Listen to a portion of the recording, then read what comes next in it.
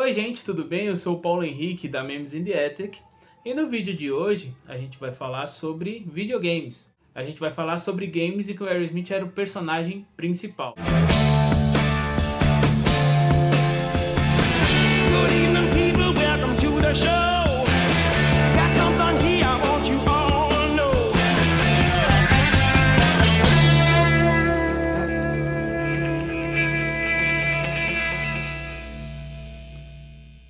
O primeiro jogo da nossa lista é o Revolution X. Ele saiu em 23 de maio de 1994, produtora Midway. E aí ele teve versão para PlayStation, Sega Saturno, para computador e também teve um fliperama. A história desse jogo ele é um mundo distópico em que um governo corrupto forma uma aliança com forças militares e assume um controle do mundo sob a forma de uma organização chamada New Order Nation, que é a NOM.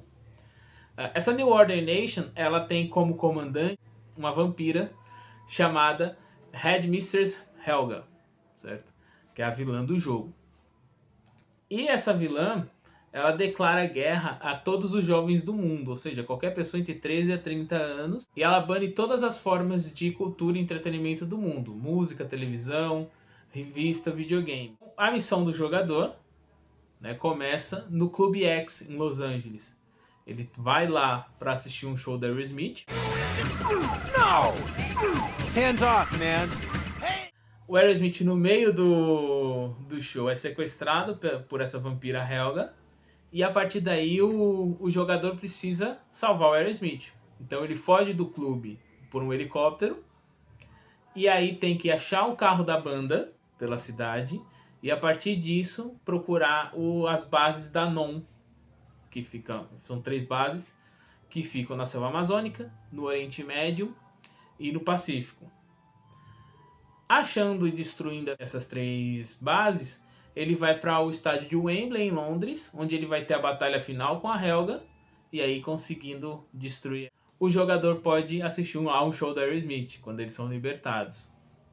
Para você ter ideia, né, tipo, como era um jogo com essa temática musical, embora ele fosse um jogo de tiro, sua arma não disparava fogos, né, bala, disparava CDs. Então lá no canto da tela tem lá quantos CDs você tem para poder disparar. E até no áudio do jogo, por exemplo, tem às vezes alguns gritos do Steven quando tem uma explosão mais forte. Esse jogo ele não se propõe a ser um jogo de tiro comum.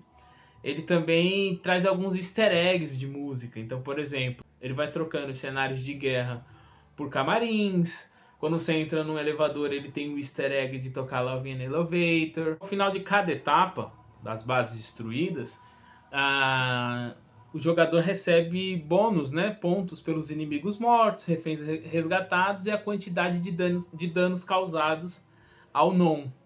Todos os membros da Aerosmith, eles estão escondidos em alguma parte do jogo. Quando o jogador encontra o integrante da banda, ele recebe um conjunto de asinhas do Aerosmith, que aí recebe um bônus a mais no final daquele estágio.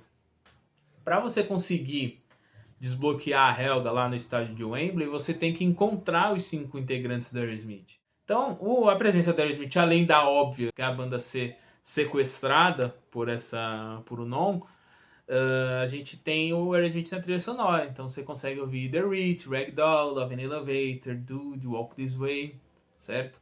E além disso, existe um CD que foi promocional, tem pouquíssimas cópias, com a trilha sonora do jogo.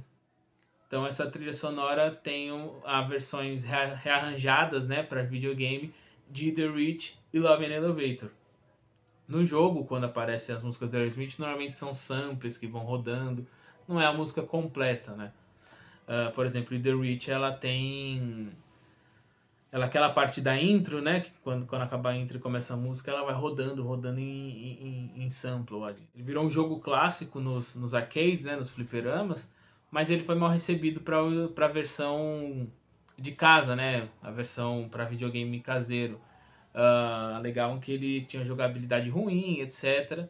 Mas enfim, foi o primeiro jogo em que o Aerosmith foi o personagem principal. O segundo jogo do Aerosmith é o Quest for Fame.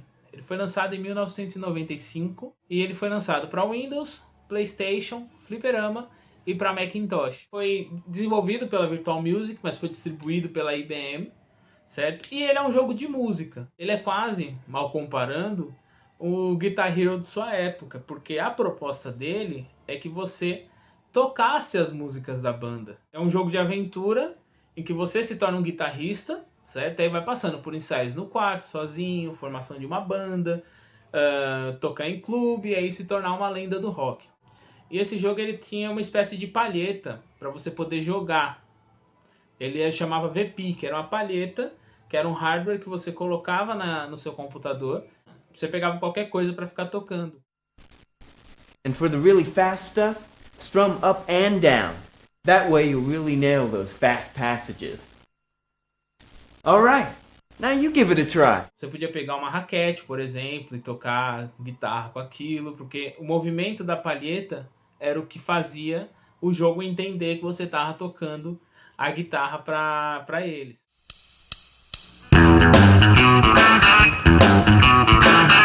Nesse dispositivo, ele entendia as vibrações, né, que o jogador estava simulando o toque da guitarra, e ele podia tocar numa raquete, podia tocar na coxa, ele decidia onde ia tocar, podia até tocar com uma guitarra de verdade, né? Então ele já tem esse conceito de você ser um guitarrista virtual antes do Guitar Hero. Ele chegou a ter uma versão também que o jogador podia ter uma guitarra do jogo, certo? Um hardware. E aí ele podia colocar corda, e aí tinha mais opções dentro do jogo para aumentar o volume da guitarra, o feedback, etc. E o Aerosmith aparece lá no final do jogo, quando você zera, tocando ao vivo. Então, em 1997 saiu uma versão nova desse jogo que foi incluída como CD-ROM no Nine Lives. A primeira edição americana do Nine Lives, ele tem um CD-ROM com esse jogo. E vem até esse aviso aqui, ó, de CD extra, CD-ROM, quais são qual é a especificação que você precisa ter para ver o jogo. Já tentei colocar para rodar, mas não consegui. Deve ser depois de muitos anos, evidentemente. Então, a compatibilidade não rodou, não teve compatibilidade, eu não consegui usar esse jogo. E o Joe chegou a falar sobre esse jogo, a versão bônus do Nine Lives, Rock Brigade, de março de 1997. Vou ler aqui para vocês. O CD de Nine Lives traz uma faixa multimídia, que, entre outras coisas, traz um jogo em que o usuário acompanha a guitarra da música Fall in Love. Como essa ideia pintou? Aí o Joe responde: à medida em que essas coisas tecnológicas acontecem, mantemos nossos ouvidos abertos. Algumas pessoas da nossa organização são muito ligadas em computadores, e esse jogo faz parte do CD-ROM que lançamos alguns anos atrás, Quest for the Fame. Era apenas um jogo para você tocar guitarra com Aerosmith no computador. Agora você pode pegar uma palheta e tocar em qualquer coisa. Você pode tocar em um taco de hóquei ou em uma raquete de tênis, porque a palheta tem um fio ligado ao computador. Quando lançamos esse jogo, 3 anos atrás, me lembro de ter conversado com o pessoal da Sony. Eles estavam apenas começando com esse negócio de adicionar CD-ROM a um CD. Porém, isso afetava a qualidade sonora do CD, pois a tecnologia ainda não era boa. Não queríamos isso porque a música é o mais importante. Com o passar dos anos, a Sony se desenvolveu mais nesse aspecto, mas até o último minuto antes do lançamento, ainda não estávamos convencidos. Tivemos testes de prensagem e podíamos notar a diferença. O álbum não soava tão legal. Assim, eles passaram por cima de tudo, trouxeram máquinas especiais, fios e outras coisas, e fizeram o CD soar ainda melhor com a inclusão do CD-ROM. Passamos muito tempo trabalhando nisso, mas foi uma adição legal. Se eu gastasse grana num CD quando fosse garoto, seria demais ter todas essas coisas extras. Você pode colocar o álbum no CD player, mas também pode curtir os jogos, o website e a animação gráfica. É o caminho para o futuro. A banda estava empolgada com isso. E isso casa com essa ideia de tecnologia do Aerosmith que eu falei num vídeo anterior. Vocês estão lá sobre a vanguarda do Aerosmith na tecnologia.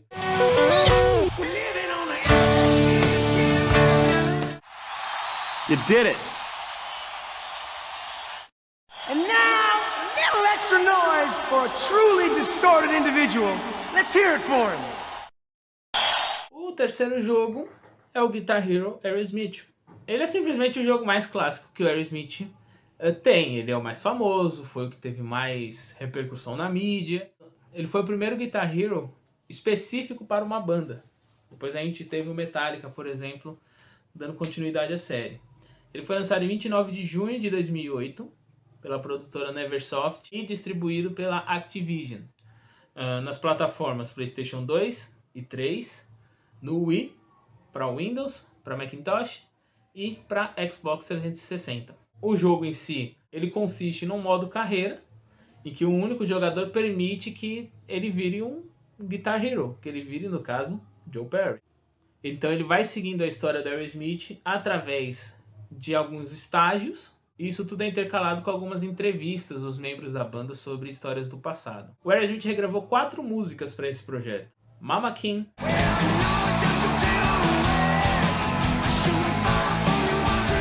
Make It, Dream On e Moving Out. Essas 4 músicas, a banda na época alegou que tinha se perdido as masters, e aí, como você precisava fazer em multitrack essas músicas para o jogo, eles tiveram que regravar. Oficialmente foram essas 4 regravadas em 2007. Porém, Let the Music Do the Talking claramente é uma versão diferente da do Done With Mirrors.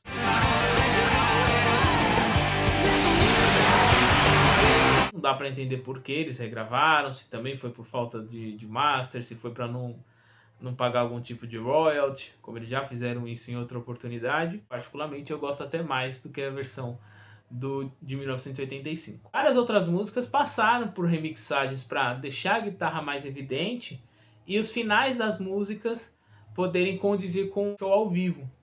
Por exemplo, Sweet Emotion tem a versão final, a parte final mais parecida com o de shows, Kings and Queens, enfim, quase todas as músicas que tem fade out ao seu final, teve aí uma gravação nova ou uma remixagem para poder esse fade out sair e parecer que que você está tocando a música ao vivo de verdade.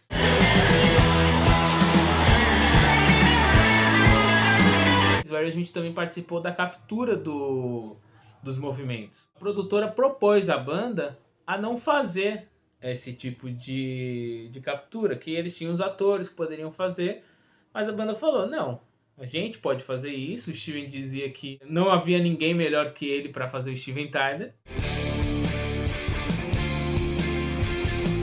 Tem um modo de jogo que você pode simplesmente jogar sem precisar abrir todas as fases. O jogador começa sendo o Joe Perry, mas depois ele pode desbloquear para ser o Brad ou o Tom também. E o modo carreira, ele vai passando por fases da banda.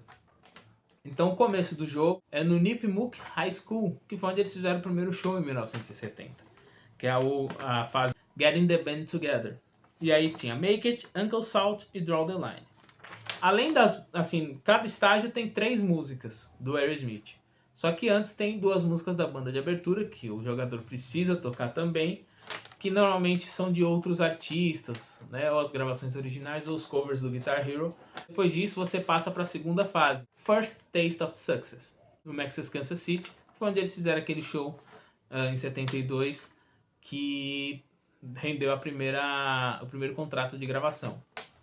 Então o jogador toca No Surprise, Moving Out e Sweet Emotion. Depois disso tem The Triumphant Return, que é no Orphan Theatre, em Boston, onde eles se reuniram em 84, né, onde começou a ideia da reunião. O jogador toca Live on the Edge, Ragdoll e Love and Elevator. A fase seguinte é The International Superstars, que é em Moscou. O jogador toca Nobody's Fault, Bright Light Fright, Walk This Way. Depois, The Great American Rock Band, The Halftime Show, referência ao Super Bowl. Back in the Saddle, Beyond Beautiful e Dream On. A última fase, Rock and Roll Legends, que é do Rock and Roll Hall of Fame, em 2001. Aí você tem a Batalha contra o Joe Perry, que também é uma gravação nova, Mama King, Toys in the Attic e Trinkable Rolling. E você encerra o jogo. E tem as faixas bônus, que também são bem interessantes. Walk This Way, Rats in the Cellar, Kings and Queens, Combination, Let the Music Do the Talking, Shake My Cage, do Joe Perry solo, Pink, Talk Talk e Mercy, também essas duas do Joe Perry solo, Pandora's Box e de novo a batalha de guitarra. Essa batalha contra o Joe é, digamos, o que a gente chamava de mestre, né? Quando a gente era criança, ele é o mestre. Você derrotando, você zera o jogo. A gente não estava fazendo shows e nem eventos em 2008, mas se reuniu em 27 de junho no Hard Rock Café de Nova York para poder fazer uma entrevista coletiva e falar sobre o jogo e fazer a promoção do lançamento, que seria dia 29. Além também de permitir que os convidados tivessem a primeira prova do jogo. Dia 29 de junho de 2008, teve uma corrida da NASCAR em New Hampshire, que o Dario Franchitti, pela equipe Target do número 40 da Chip Ganassi, o carro todo pintado com as cores e com a promoção do Guitar Hero. Já não era a primeira vez, que vocês se lembram, na Indianapolis 500 de 2001, Aerosmith participou com o Just Push Play, sendo um dos carros. O jogo ele foi muito bem recebido comercialmente. Logo na primeira semana já vendeu 567 mil cópias. E deu 25 milhões de dólares para a banda. Nos 3 primeiros meses, chegou a 50 milhões de dólares a arrecadação. E com mais de 1 milhão de cópias vendidas. E teve também reflexos no catálogo da banda, que aumentou em 40% a procura de vendas do catálogo antigo da banda. Ao final de abril de 2010, já tinha sido vendido 3,6 milhões de cópias desse jogo, sendo 2,7 só na América do Norte. Ele é um jogo específico para bandas das séries Rock Band e Guitar Hero mais vendido. E olha que teve Metallica e Beatles, por exemplo, sendo homenageados também nesses jogos. Em 2009 eles fizeram uma turnê que um dos nomes era Guitar Hero, né? Porque ela teve uns 3 nomes, nunca teve um nome correto, né? Mas um dos nomes era Guitar Hero e também serviria para fazer a promoção do jogo. O Joe utilizava o Joe do jogo no telão para fazer a batalha de guitarra. Isso chegou a ser tocado aqui no Brasil em 2010.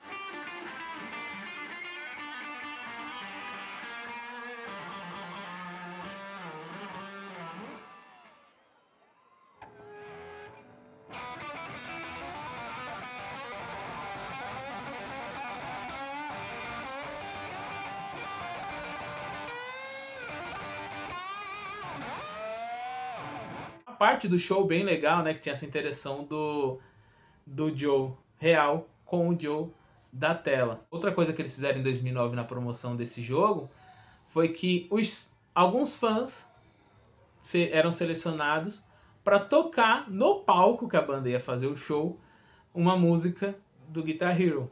Então o telão virava lá um videogame gigante. Existe também uma caixa que é uma versão do jogo Deluxe, em que você tem uma guitarra de bônus com o logo do Aerosmith pintado, personalizado. Esse é um dos maiores hits do Aerosmith. Algumas pesquisas mostraram que a banda ganhou mais dinheiro com este jogo do que com qualquer disco que eles tivessem lançado na sua carreira. É um jogo super legal, que introduziu muita gente ao universo do Aerosmith, até porque ele não fica só em hits. Ele não vai ter os hits de sempre. Tem muita música obscura dos anos 70 ali, Pandora's Box, por exemplo. Então foi um ponto de partida para muita gente, que o Joe mesmo cita em algumas entrevistas, que havia músicas que eles nem lembravam que existia e que vinham alguns fãs pedindo para tocar. Por quê? Porque tinham ouvido lá no Guitar Hero. Para finalizar, a gente vai falar sobre um jogo para celular, que não é nem tão falado, não é um jogo muito famoso não. É o Joey Kramer Hit Hard, baseado no livro de mesmo nome, né, a autobiografia do Joey, que a gente já falou também em vídeo passado. Ele foi lançado em 26 de fevereiro de 2010 pela Paid Inc. E ele era um jogo exclusivo para iOS. E ele era basicamente um Drum Hero. Ele era um kit de bateria na sua tela, e aí você vinha as cores para você saber onde clicar e tocar a música corretamente.